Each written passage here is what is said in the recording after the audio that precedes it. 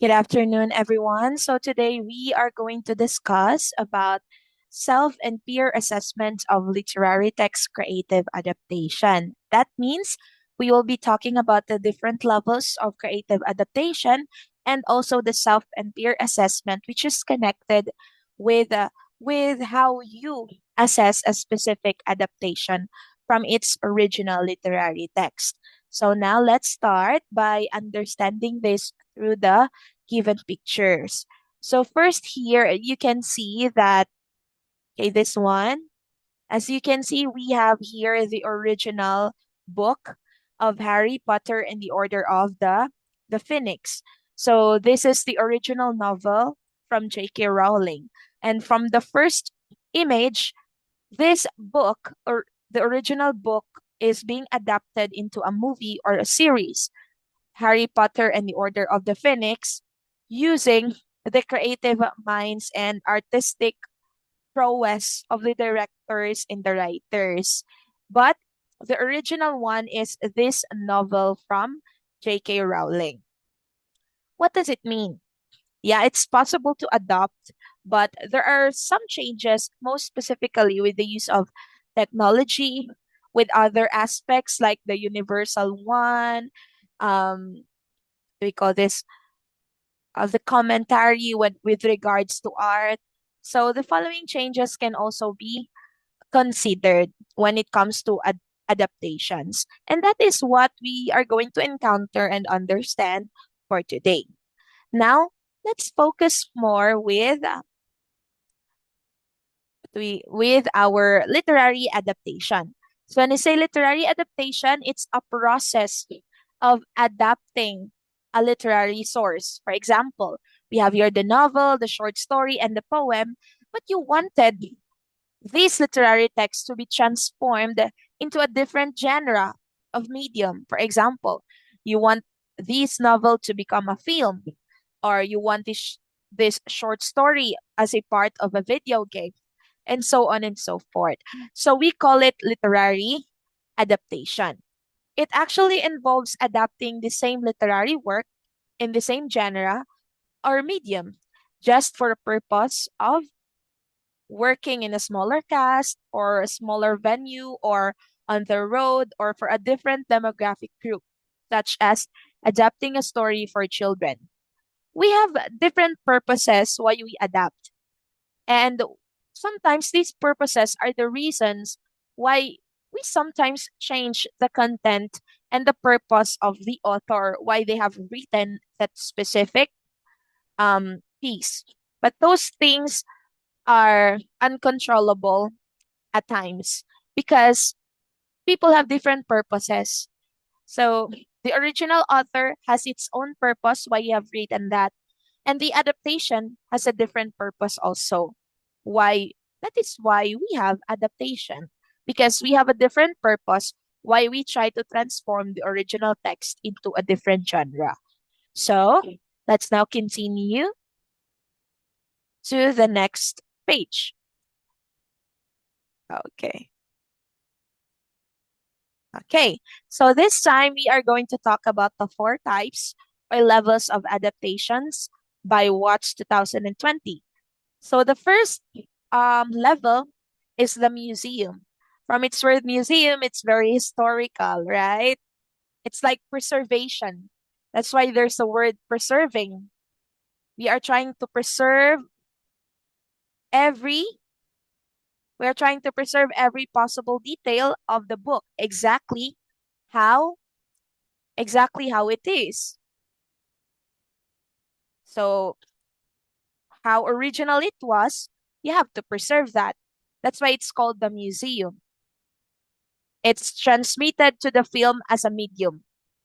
So, what happened here in the museum kind of adaptation? The genre, for example, the film or the movie, we wanted to adapt the book into a film. What happened is that the film only becomes a medium, but the content is really original. It's like adopted, ADOPT. It's just adopted into a movie. Okay. And almost all of the contents were very much original from what is inside the book. Merely the film is just a medium to show or to present the book. That is what we call museum. Okay, I hope you understood that. Let's now continue with the next one. So the next type is the artful. So at least there are a few changes when it comes to the artful, because here you are trying to find balance between being true to its own as a work of art. So we try to still based from the original book, but still we try to look at the perspective of art. Accordingly, it's like a conversation between the book and the audience. If you can still remember our reader response approach, so in this kind of adaptation, we are trying to understand both the perspective of the book and the audience. So in order to understand that, then we have to go back to the reader response approach itself. And for this kind of adaptation, we are trying to find the essential elements of the book and interprets them in the way that is meaningful for the audience. It's because the audience are the ones who will interpret and understand the movie, the film, or the adaptation. That's why it's not always harmful if we try to consider also if our adaptation is relevant to our target audience. That's why the artful kind of adaptation is very much important with in connection, I mean, with the reader response approach. Okay. I hope that's very clear to all of us here. So let's now continue with the third one. And the third one is the loose. From its word, the loose. It's free because it's on loose. It's free when it comes to putting anything that you want in your adaptation. But do not forget that you still based from our literary text. Instead, it keeps a few elements or some resemblance of the premise of the book, but it's based on, but then more or less does its own thing with them. So if the museum and the art is still basing at least with the original content of the text. But here on the loose, maybe 70% the adaptation is being adapted ADAPT. There are big changes from the original one. And then 30% from the few elements from or resemblance from the book. Actually, yes, it's often discussed in negative terms because there will be commentaries like, it's really not like the book, did not follow what's in the content. It lacks exact similarity to its source material. Oh, it failed. I don't like the characters. I don't like the actors. It does not resemble the description from the book, so on and so forth. It's a failure. But actually, this kind of adaptation is accepted, most especially when it comes to the freedom of expression. But don't worry, the ones who do the adaptations of the loose actually asks the author himself or herself if they can do this kind of adaptation. Okay, so let's continue to the last kind of adaptation, and that is the transformative.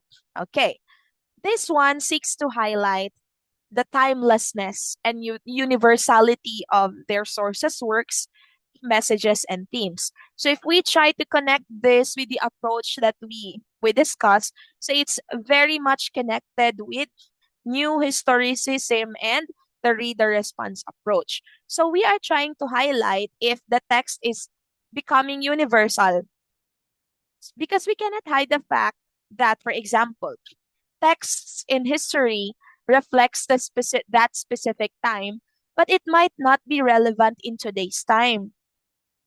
That's why the performative type of adaptation is being accepted in the world of creative literary adaptation. Just take as an example from the series of Maria Clara. I don't know. It's from the GMA, the Maria Clara and Ibarra, where their character is Barbie Forteza. and Dennis Trillo. And the other actors, I know that you're familiar with that. So that kind of adaptation is actually transformative. So from the book of Noli and Elfili, they do not just use the adaptation of the museum, but they try to transform and relate that in today's time. So giving lessons like Clyde did not remember the characters of or what the book of Noli and Elfili is. So she was transported into the past. And there she tries to put changes to the characters' situations. That's actually transformative because although that's very historical, the book is historical and reflects the past experiences of the people during the Spanish period. Still, it's being connected in today's time. The problems yesterday were still happening right now. So that series was trying to inculcate to us that still the problems before is still timely, and that text still highlights universality and timelessness. So I hope you understood this part. Okay. So let's now continue to this one. So according to Michael Yat, we can't improve what we don't assess. Remember this. In adaptations, you need to know the literary text very much. Although we have this kind of the loose as the adaptation, remember, you need to know what really the text is all about. You cannot make an effective adaptation unless you know how to assess it. You know how to check if this is good. I can add this to my adaptation. Should I change this? Should I not? So that's why we have what we so called um, self assessment and peer assessment. Yes, that actually happened not just for examinations or answers in essays or objective tests, but self assessment and peer assessment is also very much useful with creative literary adaptations. First of all, we have the self assessment or the act or process of analyzing and evaluating oneself or one's actions. And in the context of creative literary adaptations, you as a person, you know if the adaptation is good or not, if you have the standards. That's why we have discussed the four levels of adaptations for you to know if, as a reader of that book or of that text, does the adaptation uh, inserts the things that you need to see from that specific adaptation. That's why you put a checklist of that.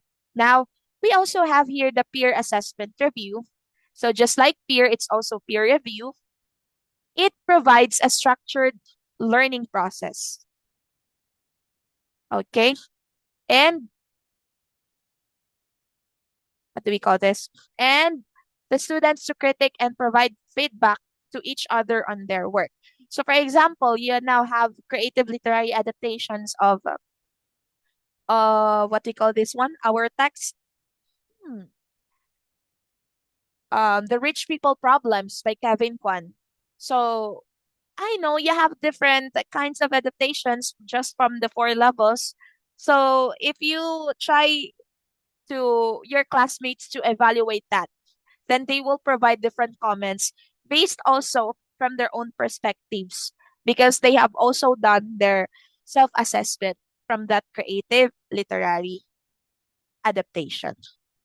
So that's it for my discussion today. Thank you so much for listening and have a great time. Please keep safe and please accomplish your final performance task. Thank you so much for today. Goodbye.